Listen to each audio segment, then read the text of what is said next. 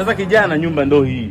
Nyumba nimekutafutia kwa kazi sana dogo langu. Wewe uje uishi na familia yako. Nyumba ni nzuri. Yaani nyumba ni kali. Hii nyumba haina umeme ila usiku waga inawaka. Dogo, hii nyumba usiichezee, usije ukaiacha kabisa. Milioni 35 hii. Kwa hiyo inanilipia sasa hivi. Wewe lipia milioni 30 nikuachie nyumba. Nyumba bado inazunguka hizi. Kaka, nyumba ni kali. Hii nyumba haina wapangaji lakini usiku wanakujaga wapangaji. Dogo lipia. Asiani. Namba hiyo hiyo. Namba ndio hiyo namba yangu. Yaani dogo, hii nyumba umebahatisha. Haina shida, mimi nikurudia. Dalali tapeli. Tapeli babako. Vipi wewe? Yaani na wewe unataka kunani kumtapeli, sio? Kumtapelije? Wewe ni nani kwani? Kisha ni sawa, niliuzia kiwanja kule Bonde.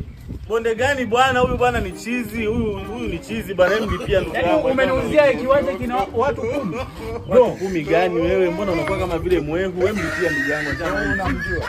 huyu mimi simjui. Mimi ningekuwa simjui ningemuita hapa dalali. Kaka, huyu mimi simjui. Ndio kwanza namuona. Wewe ni nani? Wewe ni nani? Nyumba haina umeme usiku ina. Kaka, nyumba hii haina umeme lakini usiku inawaka. Hebu nipe kwanza hela yangu kumaliza. Hela gani na wewe? Mbona unaharibu biashara za watu? Kia bana, mimi nitakupiga mapigo ya kila rangi. Unajua mimi China kule nimeishi sana.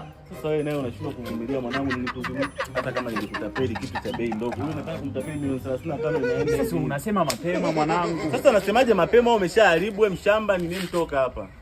Hela yangu vipi?